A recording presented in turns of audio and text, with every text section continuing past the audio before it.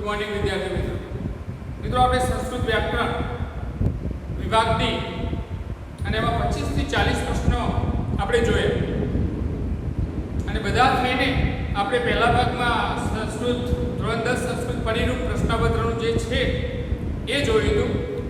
એના પછીના બાકીના જે ભાગ હતા એમાં આપણે ટોટલ પ્રશ્ન ક્રમાંક પ્રમાણે વિભાગ ડી ની ચર્ચા કરી મિત્રો. હવે હું તમારી સામે લઈને આવ્યો છું છેલ્લે આપણે સંસ્કૃત વ્યાકરણ માટે આ છેલ્લે આપણે જે પ્રશ્નપત્રમાં વિભાગ ડી પૂછાય અને એમાં પાછું ગઈ સાલ જે બોર્ડના પેપરમાં માર્ચ 2020 નું જે બોર્ડનું પ્રશ્નપત્ર છે ધોરણ 10 સંસ્કૃત એમાં જે વિભાગ ડી અને એ મેં તમારી સામે ચર્ચા માટે મૂક્યો છે મિત્રો. તો આપણે એની ચર્ચા કરી લઈએ. એટલે આપણે જે ચર્ચા કરી છે બાકીના ભાગમાં આગળના એ બધામાંથી જે આ જે પ્રશ્નો મૂક્યા મેં એ જ પ્રશ્નો એ જ પ્રમાણે આવવાના છે મિત્રો. તો આપણે વિગતવાર એ પ્રશ્ન એક એક પ્રશ્ન જોઈએ અને એની ચર્ચા કરીએ મિત્રો. તો જુઓ તમારી સામે જ પ્રશ્નપત્ર એટલે કે લખ્યું છે મારી રીતે ગત સાલનું જે માર્ચ 2020 નું ધોરણ 10 સંસ્કૃતનું પ્રશ્નપત્ર હતું એનો વિભાગ ડી. તો જોઈએ તો મિત્રો જોઈએ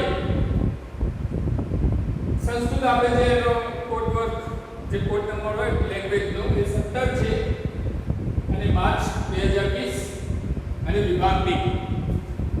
તો મિત્રો આપણે જોઈએ એ પ્રમાણે તો જો વિભાગ ડી માં શરૂઆતમાં તમને આ સૂચના આપી કે અદ્વૈતતાના પ્રશ્નના ઉત્તરાની સૂચના અનુસારમ લિખો. તો નીચે આપેલા બધા પ્રશ્નો સૂચના અનુસાર આપણે અનુસરવાનું છે એમ કહેવાનો મતલબ. તો એમાં ત્રણ ભાષામાં આપણને એ સૂચના મળેલી હશે. હાલ સંસ્કૃતમાં છે, ગુજરાતીમાં પણ હોય અને અંગ્રેજીમાં પણ હોય અને પછીની પાછી બધી સૂચનાઓ જે છે એ સંસ્કૃતમાં આવશે. એટલે આપણે તો બધી સૂચનાઓ એમને એમ સંસ્કૃતમાં જ લખી છે. તો મિત્રો જુઓ હવે આપણને નીચે આપેલા પ્રશ્નો સૂચના અનુસાર એના ઉત્તર આપણે આપવાના રહેશે. હવે જુઓ 25મો પ્રશ્ન આપણે કહ્યું છે કે 25 થી 40 એટલે વિભાગ ડી. તો જુઓ તમે રુદઃ શબ્દસ્ય સમાનાર્થકમ શબ્દમ અધોદત્તેભ્યઃ વિકલ્પેભ્યઃ ચિત્વા લિખત. આપણને એવું કહે છે કે રુદઃ શબ્દનો સમાનાર્થી શબ્દ નીચે આપેલા વિકલ્પોમાંથી શોધીને લખો. સંસ્કૃત સૂચના આપણને ગુજરાતીમાં એવો નિર્દેશ કરે છે. તો આપણે જોઈએ કે રુદઃ તો આપણે ત્રણ મત્સ્યો એટલે ત્રણ માછલાઓ વાળો જે પાઠ છે યદ ભવિષ્ય વિનશ્યતિ તો એ પાઠમાંથી રુદઃ શબ્દ લીધેલો છે અને એનો અર્થ આપણે તળાવ કે સરોવર કરતા હોઈએ છીએ ગુજરાતીમાં. તો એવા અર્થવાળો બીજો સંસ્કૃત શબ્દ આપણે ચોઈસ કરવાનો છે ત્રણ વિકલ્પોમાંથી. તો આપણે જોઈશું. તમે જુઓ અગદઃ, નિરમ અને સરહ. તો મિત્રો એમાં આપણને ખબર છે કે સરહ એટલે સરોવર થાય. તો પછી રુદઃ શબ્દનો સમાનાર્થી શબ્દ એટલે કે એવો જ અર્થ બતાવતો બીજો સંસ્કૃત શબ્દ જો લેવો હોય તો આપણે સરહ શબ્દ જવાબમાં લઈ શકાય. તો સરહ લખીએ એટલે આપણો જવાબ સાચો પડે. તો એ સમાનાર્થી. હવે એના પછી 26મો પ્રશ્ન જુઓ બાલ શબ્દસ્ય વિરુદ્ધાર્થકમ શબ્દમ અધોદત્તેભ્યઃ વિકલ્પેભ્યઃ ચિત્વા લિખત. તો મેં સૂચના અધૂરી મૂકી દીધી કારણ કે ઉપરની સૂચના પ્રમાણે પછી બધા શબ્દો આવતા હોય છે. તો જો કેવી રીતે અધૂરી કે જો સમાનાર્થકમ શબ્દમ એ જ રીતે જો વિરુદ્ધાર્થકમ પછી એના આખી લાઈન રહેશે. તો પહેલામાં સમાનાર્થી શબ્દ શોધવા માટે કયું વિકલ્પોમાંથી આમાં બાલ શબ્દનો વિરોધી અર્થ દર્શાવતો શબ્દ તમારે શોધવાનો રહેશે. તો એના વિકલ્પો જોવા મિત્રો તો યુવા તો બાલ બાળક યુવાન સેમ જેવું થાય શિશુ બાળક. સ્થવિર એટલે ગડો, સ્થવિર એટલે ગડો તો બાળક સામે ગડો. તો એ થોડો વિરોધી આપણને લાગે. તો સ્થવિરઃ એના જવાબમાં શું આવે? સ્થવિરઃ બાળનો વિરોધી શબ્દ સ્થવિરઃ આવે. તો આપણે એમાંથી આ સ્થવિરઃ શબ્દ જવાબમાં લેવો પડે. મિત્રો જો આમાં લીધો સરહ, આ જવાબ પહેલા સમાનાર્થી શબ્દ રુદ હોય તો સરહ, પછી બાલ શબ્દનો વિરુદ્ધાર્થકમ, બાલ શબ્દનો વિરુદ્ધાર્થકમ શબ્દ સ્થવિરઃ. પછી જો એ બે તો પૂરા થઈ ગયા. એ બેની તો ચર્ચા આપણે કરવાની જ નથી. હવે 27 થી 31 સુધી આપણે ક્રિયાપદ એટલે એ બધા પ્રત્યયોની ચર્ચા કરી હતી. તો એ હવે જોઈ લઈએ. અને એમાં પણ આપણે કહ્યું હતું કે પહેલા બે કાળ, વર્તમાન કાળ, સામાન્ય ભવિષ્યકાળ, એ ત્રણે ત્રણ વચન અને ત્રણ પુરુષમાં કોઈ પણ પુરુષ મૂકી શકે, કોઈ પણ વચન મૂકી શકે. જ્યારે પછીના બે પ્રશ્નોમાં અન્ય પુરુષ જ આવશે. તો એ પણ જોઈ લઈએ. તો જો મિત્રો 27મો પ્રશ્ન, અજોદત્તે ક્રિયાપદે વર્તમાન કાળ મધ્યમ પુરુષ બહુવચનસ્ય રૂપમ ચિત્વા લિખત. આપણને એવું કહે છે કે નીચે આપેલા ક્રિયાપદોમાં વર્તમાન કાળ મધ્યમ પુરુષ બહુવચન, વર્તમાન કાળ મધ્યમ પુરુષ બહુવચન એટલે પ્રત્યય યાદ કરવો પડે. આપણે જોયા હતા પહેલા વર્ષ નહીં બધા મી વહ મહ સી થહ થ તી તહ અન. મી વહ મહ સી થહ થ તી તહ અંતિ. હવે આપણને શું માંગ્યું છે? મધ્યમ પુરુષ બહુવચન. તો મી વહ મહ ઉત્તમ પુરુષ થઈ ગયો, સી થહ થ તો એ મધ્યમ પુરુષ બહુવચનનો થ પ્રત્યય આવે. તો થ પ્રત્યય વાળું છે પહેલા જોઈ લો. ના, થ પ્રત્યય વાળું મૂક્યું નથી. પરસ્મય પદનું આપણે જોયું તો એને જોવાનું. પછી આત્માને પદ તરફ જઈએ તો વર્તમાન કાળ આત્માને પદ ઈ વહે મહે સે ઇથે દ્વે તે ઇથે અંતે.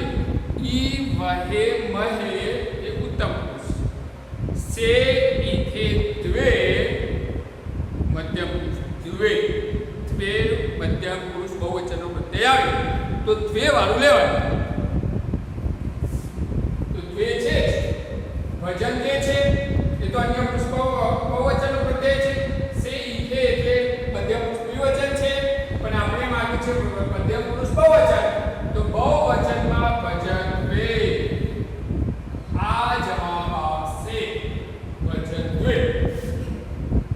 એ જ રીતે 28મો પ્રશ્ન, 28મા પ્રશ્નમાં એ જ રીતે ક્રિયાપદ અને સામાન્ય ભવિષ્યકાળ ઉત્તમ પુરુષ એકવચન, સામાન્ય ભવિષ્યકાળ ઉત્તમ પુરુષ એકવચન.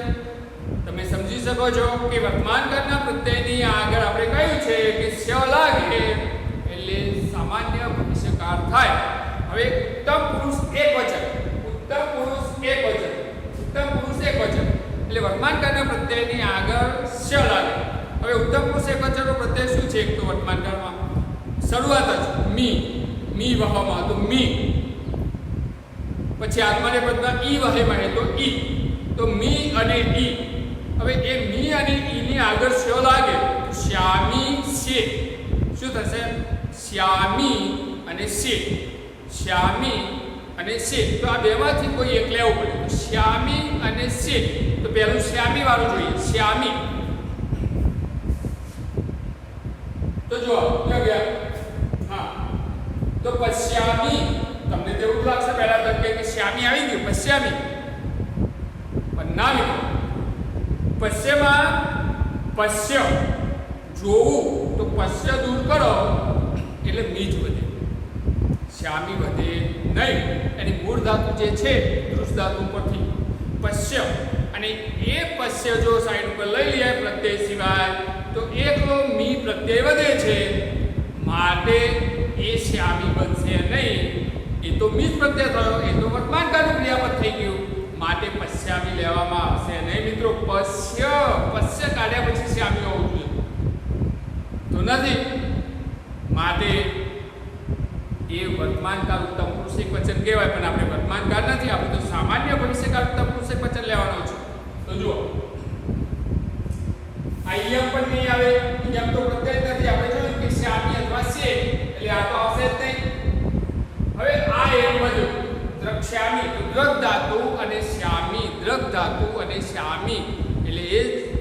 થયા એટલે દ્રક્ષ્યામી, દ્રક ધાતુ અને શ્યામી મળ્યા એટલે શ્યામી પ્રત્યય, તો દ્રક્ષ્યામી મિત્રો, તો એ સાચો જવાબ થયો.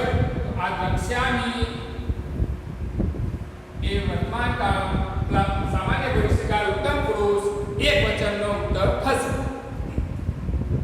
એના પછી જો 29 અધો પ્રત્યેભ્ય ક્રિયાપદેભ્ય આજ્ઞા અન્ય પુરુષ એક વચન, આજ્ઞા અન્ય પુરુષ એક વચન, તુતામંતુ, તો એક તો તું પ્રત્યય વાળો જ્ઞાન અન્ય પુરુષ એક વચન ના તય પ્રત્યય હવે યાદ કરજો. અને તામ ઇદામંતા, તો તામ વાળું અને તું વાળું, તામ વાળું અને તું વાળું. હવે જો આપણે એવું કીધું કે 27 અને 28મો પ્રશ્ન જે છે એમાં ત્રણ વચન કે ત્રણ પુરુષ એમાંથી કોઈ પણ ક્રિયાપદ મૂકશે તો એ મૂકી દીધા. આપણે જોયું કે વર્તમાન કાળમાં શું મૂક્યું? મધ્યમ પુરુષ, અને સામાન્ય ભવિષ્યકાળમાં શું મૂક્યું? ઉત્તમ પુરુષ. પણ જ્યારે હવે બે પ્રશ્નો આવશે 29 અને 30 એ બંનેમાં ઓન્લી ફોર અન્ય પુરુષનો જાશે પ્રશ્ન. હવે એ અન્ય પુરુષમાં એકવચન, દ્વિવચન, બહુવચન હોઈ શકે મિત્રો. તો અન્ય પુરુષ તો મેં કહ્યું તમને કે તું તામન, તો તું આજ્ઞા એટલે તું વાળો હોવો જોઈએ, અથવા તામ ઇદામન તામ, તો તામ. તો જો આ ઇતામ છે, વચ્ચે આવી જાય છે, આ ઇથામ છે, તો આ તામ છે, તો તામ.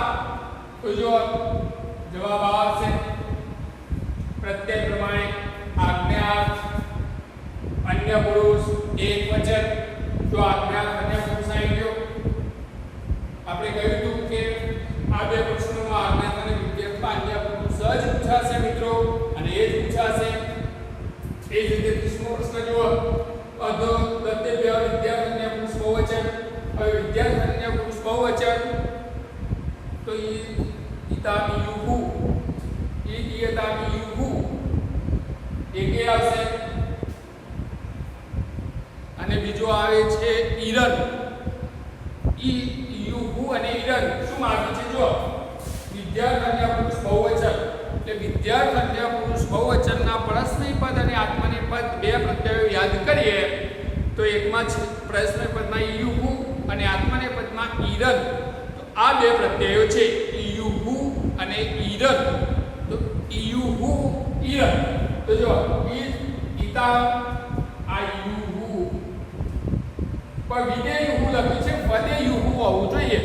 બરાબર? આ તો બોર્ડ પર પ્રિન્ટિંગ મિસ્ટેક હોઈ શકે. તો વદે યુહુ આવું રૂપ લખાશે, વદે યુહુ. બરાબર મિત્રો? પણ એમાં એ તો તમારો દોષ નથી, તમે તો વિદે યુહુ એ જવાબ આપેલો છે એમના એમ લખશો તો પણ સાચો. બરાબર? તો આ જવાબ આપણે લઈ શકીએ એમાંથી. યુહુ અને ઈરન બે પ્રત્યય આવે વિદ્યાર્થી પુરુષ બહુવચનમાં, તો યુહુ આપણને મળી ગયો. તો એ રીતે એ આવશે. તો મિત્રો તમે જોયું કે આપણે 25 થી 31 સુધી પ્રશ્નો જોયા, 25, 26, 27, 28, 29, 30, 31. તો એના જવાબો પણ આપણે રાઉન્ડ કર્યા કે 25, 26, 27, 28, 29, 30 અને 31 બાકી. તો 30 સુધી જોયા આપણે. હવે 31મો પ્રશ્ન જુઓ તમે. સ્મપ્રયોગ માટે આપણે કહેલું કે હસ્તાનુત્કારનો ઉપયોગ અને અન્ય વર્તમાન કાળમાં પરિવર્તિત કરવામાં તમે શીખ્યા છો મિત્રો, અને સરળ છે, જોઈ શકો છો. તો અધોતત્વ વાક્ય નીચે આપેલા વાક્યમાં સ્મપ્રયોગ તો વાક્ય પુનઃલિખન. આ વાક્યમાં સ્મપ્રયોગ કરીને વાક્ય ફરીથી લખવા માટે કહે છે. તો મિત્રો આશિત આ ક્રિયાપદનો આપણે સ્મપ્રયોગ કરવાનો થાય. અને સ્મપ્રયોગમાં મેં તમને કહ્યું છે કે હસ્તનુત્કારના ક્રિયાપદને બીજી રીતે લખવાની પદ્ધતિ એટલે સ્મપ્રયોગ. અને એ આપણે શીખ્યા હતા કે વર્તમાન કાળનું ક્રિયાપદ બનાવી અને પાછળ સ્મ મૂકો એટલે એનો અર્થ ભૂતકાળનો થાય. તો એ પ્રક્રિયા આમાં આપણે કરવાની થાય. તો જો અસ ધાતુ ઉપરથી આસિત ભૂતકાળનું રૂપ બન્યું હસ્તનુત્કારનું, અને હસ્તનુત્કાર અન્ય પુરુષ એક વચન થાય. હલત વાળો તો અપરસ્મી પદ, હસ્તનુત્કાર અન્ય પુરુષ એક વચન. હવે એ જ પ્રમાણે આપણે વર્તમાન કાળ અન્ય પુરુષ એક વચન પરસ્મી પદમાં લઈ લઈએ. તો અસ ધાતુમાં આપણે શું કરીએ છીએ વર્તમાન કાળમાં? અસ ધાતુમાં અસ્થિ શું કરીએ છીએ? અસ્થિ. હવે અસ્થિ ક્રિયાપદ બની ગયું. ભૂતકાળની જગ્યાએ વર્તમાન કાળનું ક્રિયાપદ એ ધાતુ લઈને બનાવ્યું એટલે કે અસનું ક્રિયાપદ બનાવ્યું અસ્થિ. એ વર્તમાન કાળમાં આવી ગયું. હવે એ બને આપણે જો આમાં ભૂતકાળનો જે આગળ લાગતો પ્રત્યય છે, જે આગળ લાગે છે ભૂતકાળની અ, એને દૂર કરીએ અને ભૂતકાળનો પાછળનો જે પ્રત્યય છે વિકરણ પ્રત્યય પછીનો, તો એને પણ દૂર કરીએ અને પછી ક્રિયાપદ બનાવતા હોઈએ છે. તો આમાં એ જ કર્યું મિત્રો. આસ તો એમાંથી અ દૂર કર્યો તો અસ, પછી વર્તમાન કાળની જગ્યાએ વર્તમાન કાળનો પ્રત્યય લઈ લીધો તી, તો અસ્થિ વર્તમાન કાળ થઈ ગયું. હવે પાછળ સ્મ તો મૂકવાનો રહેશે જ મિત્રો. એટલે સ્મ મૂકી દઈએ એટલે સ્મ પ્રયોગ તૈયાર. તો જો અસ્થિ સ્મ, તો અસ્થિ સ્મ આ સાચો જવાબ થયો. આ જવાબ સાચો થયો મિત્રો. તો જો આ સ્મનો પ્રયોગ આસિત એનો અસ્થિ સ્મ લખવો એ જવાબ સાચો. અને મિત્રો એક ધ્યાન રાખવાનું કે સ્મને હલંત લગાડવાનો નથી, કારણ કે આપણે લખવાનું છે હવે. એટલે લખવાનું થાય એટલે હલંત લાગેલો હોય એટલે કે આવું ખોટો, એ આવું કરવાનું નથી, નહીં તો ખોટો જવાબ. આ રીતે જ બરાબર. તો આ થયો સ્મ પ્રયોગ. તો આ પ્રમાણે 31 સુધી આપણે પ્રશ્નો જોયા. તો એના જવાબો એ રીતે રહેશે મિત્રો. ગઈ સાલનું બોર્ડનું પ્રશ્નપત્ર છે ધોરણ 10 સંસ્કૃતનું. હવે બાકીનું મેં જે બોર્ડ ઉપર લખ્યું છે બોર્ડ તમારી આગળ લાવો મિત્રો, તમે જોતા રહો.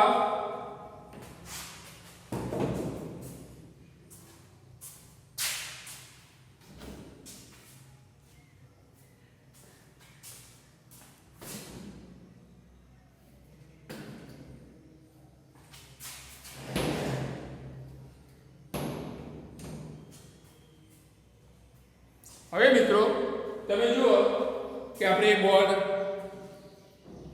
આગળ મૂક્યું. હવે તમને એ બોર્ડમાં થોડા નાના અક્ષર છે એટલે જોઈશું, હું બોલતો રહીશ એટલે ખબર પડશે. હવે જો 31 પ્રશ્ન સુધી જોઈએ આપણે સ્મ પ્રયોગ, અને હવે આપણે જોવા જઈ રહ્યા છીએ આગળનો પ્રશ્ન 32. હવે આગળનો 32મો પ્રશ્ન જુઓ તમે કે શું આપ્યું છે કે નામપદ વિભક્તિ, એટલે નામના રૂપોમાંથી આપણને બે પ્રશ્નો પૂછે આપણે કહેલું છે. તો 32મો અને 33મો પ્રશ્ન એ આવશે. તો જોઈ લઈએ આપણે. તો જો અધોગત્યભ્યઃ નામ રૂપેભ્યઃ ચતુર્થી વિભક્તે એકવચનસ્ય રૂપમ ચિત્વા લેખન. હવે જો ચતુર્થી વિભક્તે હે, આ ધ્યાન રાખજો મિત્રો. ચતુર્થી વિભક્તે હે તો ચતુર્થી વિભક્તિ. હવે ચતુર્થી વિભક્તિ માટે મેં તમને કહ્યું હતું કે 32મા પ્રશ્નમાં અકારાંત અને નપુંસકલિંગના રૂપોમાંથી મુકતા હોય છે. તો અકારાંતમાં જનના રૂપો પ્રમાણે આપણે જોયા હતા કે ચતુર્થી એકવચનમાં દરેક ભગવાનના નામ જોયા હતા દરેકમાં. તો અકારાંતમાં આપણે જોયું હતું ઓમ નમઃ શિવાય, વાસુદેવાય નમઃ, રામાય નમઃ, કૃષ્ણાય નમઃ. જ્યારે બીજામાં કેવું જોયું હતું આપણે? ગણપતયે નમઃ, પાછું અકારાંતમાં ગણેશાય નમઃ, સરસ્વત્યય નમઃ, આકારાંતમાં શારદાય નમઃ, ગુરુમાં ઉકારાંત ગુરુવે નમઃ. તો મિત્રો આ રીતે બધા જુદા જુદા નમઃ લઈને આપણે જોયા હતા. અહીં આપણે અકારાંતમાં જોવાનું છે. અને શું પૂછ્યું છે? ચતુર્થી એકવચન. તો ઓમ નમઃ શિવાય, તો શિવાય, હિતાય, જો હિતાય આ જવાબ આવશે. આ જવાબ હિતાય દેખાય છે મિત્રો? જો બરાબર હિતાય, તો આ જવાબ રહેશે. એના પછી 33મો પ્રશ્ન. 33મા પ્રશ્નમાં તમે જો કે ફરીથી નામ અને ફરીથી નામ રૂપે અધ્યાય વખતે. હવે આમાં આપણે કહ્યું હતું આ હિતાય, આમાં આપણે કહ્યું હતું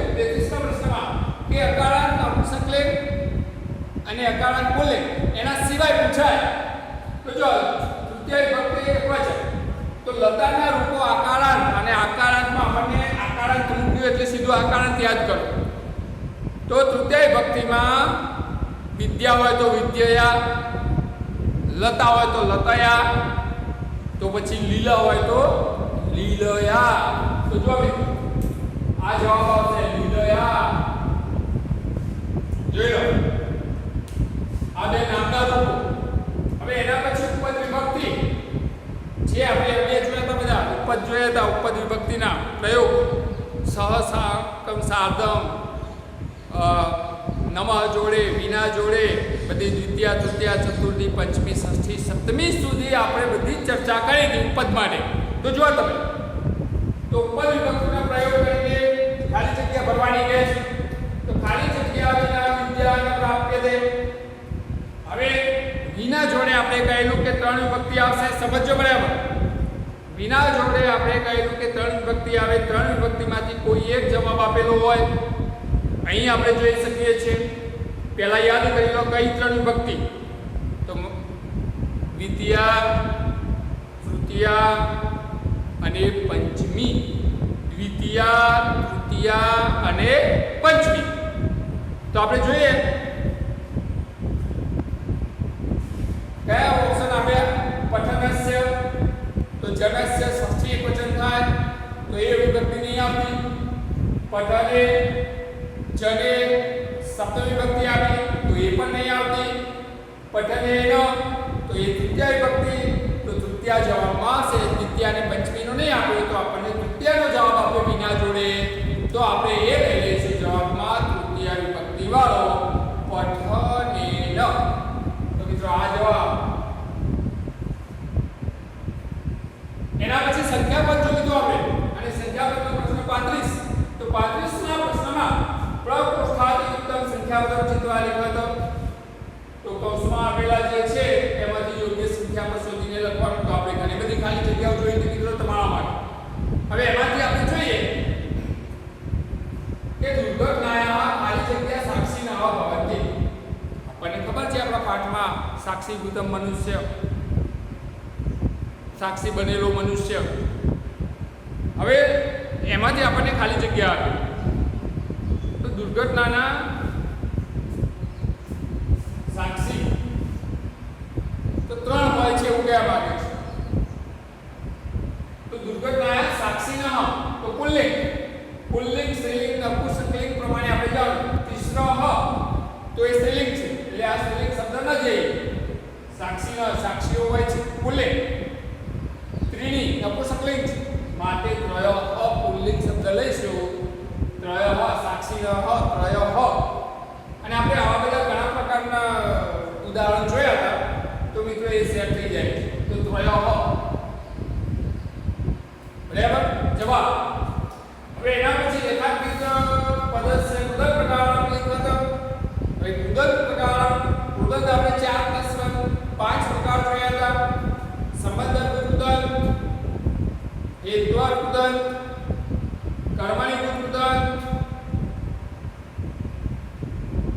વિદ્યા કૃદંત અને કર્તરીભૂત કૃદંત તો આ 5 પ્રકારમાંથી આપણે કયો સેટ થાય છે જુઓ તો શું કહે છે રેખાંકિત પદસ્ય કૃદંત પ્રકાર લીધો તો રેખાંકિત એટલે શોચનીય આ વાક્ય લખ્યું તત અધિકમ શોચનીયમ અસ્તિ જો મિત્રો તત અધિકમ શોચનીયમ અસ્તિ તો આપણને શોચનીય અનીય શોચનીય અનીય યાદ કરો બધા કૃદંતના તો જોઈશું એ પ્રમાણે તો વિદ્યાર્થ કૃદંત આવશે વિદ્યાર્થ ભૂત કૃદંત કયો પ્રકાર થાય વિદ્યાર્થ ભૂત કૃદંત જો મિત્રો અહીંયા હું લખી દઉં છું વિદ્યાર્થ ભૂત કૃદંત વિદ્યાર્થ ભૂત કૃદંત વિદ્યાર્થ ભૂત કૃદંત આ આવશે જવાબમાં બરાબર આ કૃદંતનો જવાબ લખ્યો વિદ્યાર્થ ભૂત કૃદંત શોચનીય હવે મિત્રો આગળ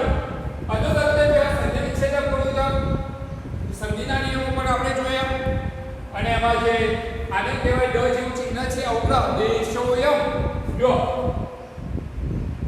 દેશોયમ દેશોયમ તો આપણે જોયું તો કે વિસર્ગની બંને બાજુ હોય એટલે આવો અવગ્રહ થાય વિસર્ગની બંને બાજુ અ હોય ત્યારે આપણે કહ્યું હતું કે વિસર્ગની આગળના આવા ઓ થઈ જાય અને વિસર્ગની જગ્યાએ અવગ્રહ મુકાય તો જો પાછળ તો કેવું થશે દેશઃ પ્લસ એફ મિત્રો અહીંયા હું એનો જવાબ કરી આપું તમને જો એનો જવાબ ઉપર લખો તો કેવું થશે દેશોય તો એને સંધિ છૂટી પાડવાની કહે છે તો દેશઃ પ્લસ અયમ એમાં પણ તમારે ઓછું ઉપર વ્યવસ્થિત લખો અહીંયા લખી દો દેખાશે દેશઃ પ્લસ અયમ મિત્રો આ સાચો જવાબ થાય દેશઃ પ્લસ અયમ દેશોયમ દેશઃ પ્લસ અયમ તો આ સંધિ વિચ્છેદ આપણે નિયમો જોયેલા જ છે બધા મિત્રો દરેક એના પછી જો સંધિ યુક્ત પદ તો સર્વદા પ્લસ એવ કેવો શબ્દ છે સર્વદા પ્લસ એવ સર્વદા પ્લસ એવ આવો જ તો આ પછી એ આવે તો અહીં થાય આપણે જોયેલો નિયમ આ પછી એ આવે તો અહીં થાય તો જવાબ કેવો આવશે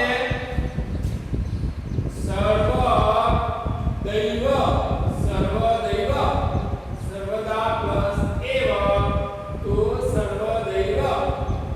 સર્વદૈવ અહીં થઈ ગયો આ પ્લસ એ બરાબર અહીં તો સર્વદૈવ તો મિત્રો એનો જવાબ એવો આવશે આનો તો સર્વદૈવ હવે એના પછી છેલ્લે 39 અને 40મો પ્રશ્ન આપણે કયો તો કે સમાસ આવશે અને સમાસના પ્રકાર આપણે ઓળખવા માટે છેલ્લે એની પણ ચર્ચા કરી 3 ભાગમાં તો જોઈ શકો તમે કે 39મા પ્રશ્નમાં શું મૂક્યું કે તેની સૂચના કે નીચે આપેલા સામાસિક શબ્દનો સમાસનો પ્રકાર લખો સંસ્કૃતમાં લખ્યું છે હવે એમાં બે પ્રશ્નો પૂછ્યા 39 અને 40 તો સંયંતેન્દ્રિય